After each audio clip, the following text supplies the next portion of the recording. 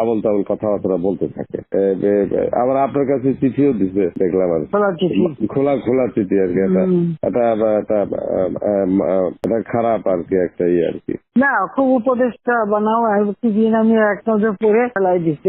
আমার উপদেশটা লাগবে না, এই দেশটা আমার বাপের, আমার বাপ স্বাধীন করে দিয়ে গেছে, আমি জানি এই দেশ আমি চিনি। এখানে আমি বাংলাদেশের বসে বসে কথা বলার শুট করে আবার আমার উপদেশটা বানাতে গেছে ওর একটা। ও বলছে গ্রামীণ ফোনে সব ইনকাম গ্রামীণ ব্যাংকে যাবে, যে টাকা গ্রামীণ ব্যাংক গরিব মানুষের সাহায্য করবে। আর এই কথা করে আমার কাছে ওই গ্রামীণ ফোনের ব্যবসা দিয়ে ইউজ একটা টাকা পর্যন্ত গ্রামীণ ব্যাংকে দেয় নাই। আমি 400 কোটি টাকা গ্রামীণ ব্যাংকে দিচ্ছি, 400 কোটি টাকা। ওটা তার অন্যান্য প্রতিষ্ঠানে লাগাচ্ছি আর কি। না তখন গ্রামীণ ব্যাংক ফাইলে বক্সে ঢুকাই দিই। গ্রামীণ ব্যাংক তখন ওই শেষ হয়ে চলে যাচ্ছিল, ওর বদলতে গ্রামীণ ব্যাংক মাঠে বসে গেছিল। ও তো সব ব্যাংকের সব টাকা তো লুচি খেয়ে গেছে। তখন আমি প্রথমে 100 কোটি, তারপর 200 কোটি, তারপর আবার 100 কোটি, এটা 98 সালে দিচ্ছি, চালু রাখছি।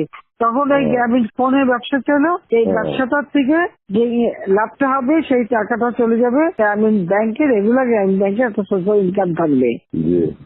এই বলে ব্যবসা নিয়ে তখন যখন ব্যবসা নেই, তোমার বলে রাখি যদি কোনদিন প্রশ্ন ওঠে বলতে পারবা, 51% মালিক হলো বাংলাদেশ আর 49% হলো নরওয়ে কোম্পানি।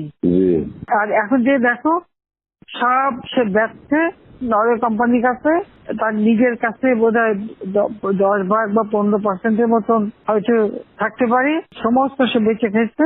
আর একটা টাকা কোনোদিন গ্রামীণ ব্যাংকে এখান থেকে দেয় নাই। আর আমরা সবচেয়ে বেশি ফ্যাসিলিটি তাকে দিচ্ছিলাম, রেলওয়ে, ফাইবার অপটিক ব্যবহার থেকে শুরু করে সবকিছুতে তাকে এক্সট্রা সুযোগ দেওয়া হয়েছিল।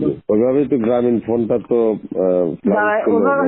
অন্যদের থেকে সে সবচেয়ে বেশি সুবিধা পাইছে। চোর একটা রক্ত চুষে খাইছে সব।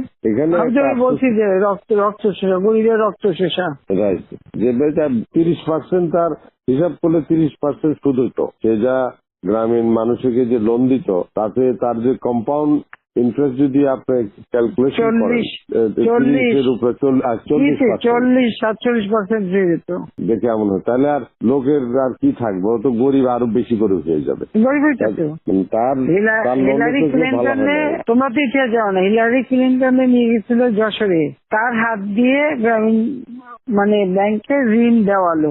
এরপর সেই লোকগুলি সাধারণ গরিব লোক, হরিজন গ্রুপ, তারা ওই এলাকায় আর থাকতেই পারে নাই, কারণ ওই ইন্টারেস্ট দিতে দিতে দিতে তারা ফকির হয়ে নিজের যে বাড়িঘর ভিটা মাটি তাও কেড়ে নিয়ে গেছে। তারপরে তারা ওই এলাকা থেকে হারাই গেছে। দেন আমি খুঁজছি, একজনের পাশে খাগড়াছড়ি, সেখানে যে এসে কাজ করে খায়, আর একজন বোধহয় নীলফামারী নদী আসবে কোথায়, যে এরা ওই পরিবার সদস্য ওই এলাকা থেকেই হারাই গেছে।